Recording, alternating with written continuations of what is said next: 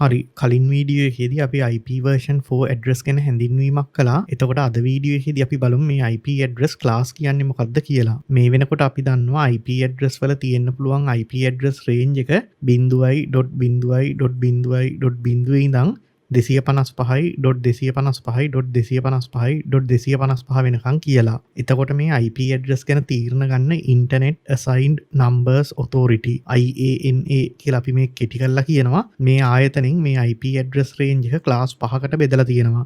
මේ IP address classes class A, class B, class C, class D, class E කියලා තමයි නම් කරලා තියෙන්නේ. මේ වගේ class D address multicasting වලට පාවිච්චි කරනවා. class E address experimental වැඩ වලට වෙන් කරලා තියෙනවා. එතකොට class A, class B, class C කියන address තමයි අපි සාමාන්‍යයෙන් network වලදී පාවිච්චි කරන්නේ. ඒක හන්ද මේ වීඩියෝ එකේදී අපි class A, class B, class C කියන IP address ගැන තමයි කතා කරන්න ඉන්නේ. එතකොට මේ class A IP address range එක 1.0.0.0ෙන් පටන් අරන් 126.255.255.255න් ඉවර වෙනවා. class B IP address range එක 128.0.0.0ෙන් පටන් අරන් 191.255.255.255න් ඉවර වෙනවා. class C IP address range එක 192.0.0.0ෙන් පටන් අරන්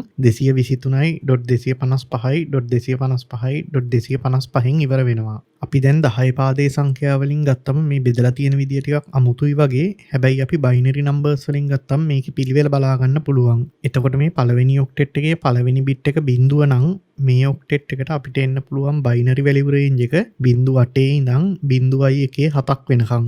මේකින් අපි bit 8ම බිඳුව වෙන IP address එක සාමාන්‍යයෙන් network එකක පාවිච්චි කරන්නේ නැහැ. ඒ වගේම අන්තිම bit 7 එක වුණාම එන 127 IP එක සාමාන්‍ය IP address එකක් විදිහට පාවිච්චි කරන්නේත් නැහැ. ඒක හන්ද class A IP address වල පළවෙනි octet එකේ binary range එක 0.7.1 ඉඳන් 0.160 වෙනකන් තමයි ගන්නෙ. මෙන්න මේක තමයි decimal වලින් අපි 1 ඉඳන් 126 වෙනකන් කියලා කියන්නේ. එතකොට class B IP address වලදී පළවෙනි octet එකේ පළවෙනි bit දෙක එන්නේ 1.0 කියලා. එතකොට ඒකේ binary range එක 1.7 ඉඳන් 1.16ක් වෙනකන් තියෙනවා. මේක decimal වලින් නම් 128 ඉඳන් 191 වෙනකන් තමයි එන්නේ. class C address ගත්තම් පළවෙනි octet එකේ පළවෙනි bit තුන එන්නේ 1.1 කියලා. එතකොට binary range එක 1.1.05 ඉඳන් 1.1.15ක් වෙනකන් තියෙනවා. මේක decimal වලින් නම් 192 ඉඳන් 223 වෙනකන් තියෙනවා. එතකොට IP address එකේ පළවෙනි octet එකේ decimal වලින් බලලයි පළවෙනි octet එකේ පළවෙනි bit තුන binary වලින් බලලයි IP address එකේ class එක කියන්න අපිට පුළුවන් වෙන්න ඕනේ. මේකට උදාහරණ තුනක් මේ slide එකේ තියෙනවා. වීඩියෝ එක pause කරලා ඒක බලන්න පුළුවන්. දැන් මේ network IP address class A, class B, class C කියලා බෙදපු එක networking වලදී practically පාවිච්චි වෙන්නේ කොහොමද කියලා අපි ඊළඟට බලමු. හැබැයි ඊට කලින් අපි දැනගන්න ඕනේ IP address එකක් බෙදෙන කොටස් දෙක මොනවද කියලා. එතකොට මේ IP address එකක පළවෙනි කොටසට අපි කියනවා network ID එක කියලා. මේකෙන් කියන්නේ මොකක් හරි host එකක් තියෙන network එක මොකක්ද කියලා. දෙවෙනි කොටස තමයි host ID එක. මේකෙන් තමයි host එක මොකක්ද කියලා කියන්නේ. host එක කිව්වම මේක desktop computer එකක්, laptop එකක්, server එකක් වගේ IP address එකක් assign කරන්න පුළුවන් ඕනෑම network device එකක් අයිති වෙනවා. මේක අපිට මෙහෙම තේරුම් ගන්නත් පුළුවන්. මේ network ID එක කියන්නේ හරියට අපේ තැපැල් ලිපින එක පටුමගක අංකයක් වගේ. host ID එක කියන්නේ ගෙදරක අංකයක් වගේ. උදාහරණයක් විදිහට අපි මේ රූපේ බැලුවොත් මේකේ පළවෙනි පටුමග ගත්තම ඒකේ අංක 1 2 3 4 5 කියලා ගෙවල් 5ක් තියෙනවා. දෙවෙනි පටුමග ගත්තම ඒකේ අංක 1 2 3 කියලා ගෙවල් 3ක් තියෙනවා. එතකොට එක පටුමගක් ගත්තම ගෙවල් දෙකකට එකම අංකය හම්බ වෙන්නේ නැහැ. තව විදිහකින් කිව්වොත් එක පටුමගක අංක 1 කියලා ගෙවල් දෙකක් නැහැ. හැබැයි වෙන පටුමගවල් දෙකක් ගත්තම ඒ දෙකේ අංක 1 කියලා ගෙවල් දෙකක් තියෙන්න පුළුවන්. එතකොට අපි මේ උදාහරණේ class A IP address වලට apply කළොත් class A address වල network ID එක වෙන්නේ පළවෙනි octet එක. ඒ කියන්නේ පටුමගේ අංකය එන්නේ පළවෙනි octet එකෙන්. host ID එකට ඉතුරු octet 3 තියෙනවා. එතකොට ගෙවල් වල අංක එන්නේ ඉතුරු octet 3ෙන්. ඊළඟට අපි කිව්වා එක පටුමගක් ගත්තම ඒ පටුමගේ තියෙන ගෙවල් වල numbers duplicate වෙන්නේ නැහැ කියලා. ඒ වගේම නෙට්වර්ක් වලත් එකම නෙට්වර්ක් ID එකේ තියෙන නෙට්වර්ක් එකක හොස්ට් ID එක ඩුප්ලිකේට් වෙන්න බෑ. අපේ අතින් වැරදිලා හරි හොස්ට් දෙකකට එකම IP එක අසයින් වුණොත් ඒ හොස්ට් දෙකටම කමියුනිකේට් කරන්න බැරි වෙන්න පුළුවන්. හැබැයි නෙට්වර්ක් ID දෙකක නම් මේක ඩුප්ලිකේට් උනායි කියලා ප්‍රශ්නයක් නෑ. උදාහරණයක් විදිහට මේ නෙට්වර්ක් සෙටප් එකේ 1.0.0.2 කියලා හොස්ට් දෙකක් තිබ්බොත් එතන ගැටලුවක් තියෙනවා. හැබැයි 1.0.0.2 කියලයි තව නෙට්වර්ක් එකක 2.0.0.2 කියලයි තිබුණයි කියලා ගැටලුවක් වෙන්නේ නැහැ. දැන් අපි මේ නෙට්වර්ක් සෙටප් එක ගත්තම මේක කම්පියුටර් තුනක් තියෙනවා. නෙට්වර්ක් ස්විච් තුනකුත් තියෙනවා. මේකෙන් කම්පියුටර් දෙකක් අපි මේ Cisco switch එකට කනෙක්ට් කරලා තියෙනවා. Cisco switch එක කොළ පාට නෙට්වර්ක් කේබල් එකකින් port 8 TP link switch එකට කනෙක්ට් කරලා තියෙනවා. රතු පාට කේබල් එකකින් port 8 TP link switch එක port 5 TP link switch එකට කනෙක්ට් කරලා තියෙනවා. එක කම්පියුටර් එකක් මේ port 5 TP link switch එකට කනෙක්ට් කරලා තියෙනවා. නෙට්වර්ක් ඩයග්‍රෑම් එකක් බලලා මේක තේරුම් ගන්න ලේසි අයට මේ ස්ලයිඩ් එක තියෙනවා. වීඩියෝ එක පෝස් කරලා ඒක බලන්න පුළුවන්. මම මුලින්ම මේ කම්පියුටර් තුනට මේ විදිහට ක්ලාස් AIP ඇඩ්‍රස් තුනක් දාලා තියෙනවා. ඊට පස්සේ මේ 1.0.0.1 කම්පියුටර් එකේ නම් 1.0.0.2 කම්පියුටර් එකට පින් කමාන්ඩ් එක රන් කරනවා.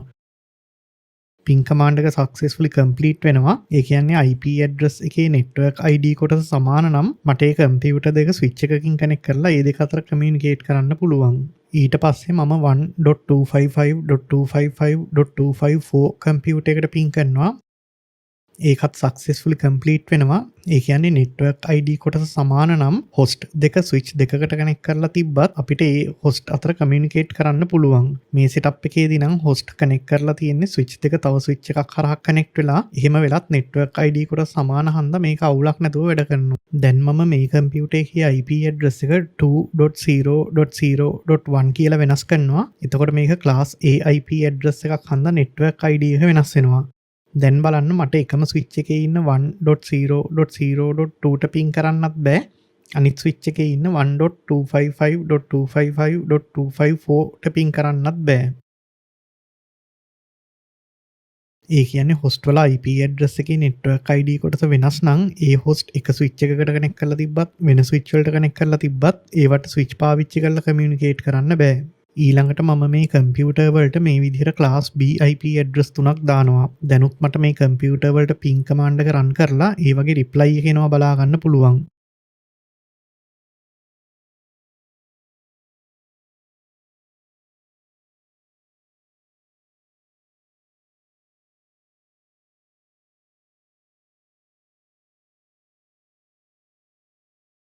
හැබැයි මෙතෙන්දි බලන්න මේවා ක්ලාස් BIP ඇඩ්‍රස් හන්දා පළවෙනි ඔක්ටෙට් දෙකම වෙන්නේ නෙට්වර්ක් ID කොටසට. මේ විදිහට මම දකුණු පැත්තේ කෙළවරේ කම්පියුටර් එකේ දෙවෙනි ඔක්ටෙට් එක මාරු කළොත් මට ඒකට පින් කරන්න බෑ. මොකද මෙතෙන්දි නෙට්වර්ක් ID එක වෙනස් වෙනවා. ඊළඟට මම මේ කම්පියුටර් තුනට ක්ලාස් CIP ඇඩ්‍රස් තුනක් දානවා. මේ වෙලාවෙත් මට කම්පියුටර් අතර පින් කමාන්ඩ් එක රන් කරලා රිප්ලයි එක එනවා බලන්න පුළුවන්.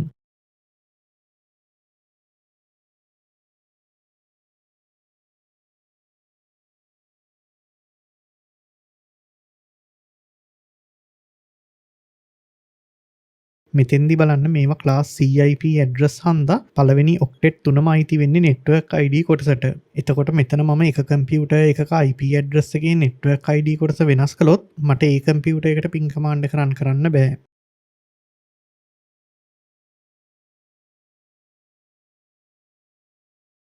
එතකොට මේ වීඩියෝ එකෙන් IP ඇඩ්‍රස් ක්ලාසස් ගැන අදහසක් හම්බ වෙන්නේ නැති කියලා හිතනවා. අපි තව වීඩියෝ එකකින් හම්බ වෙමු.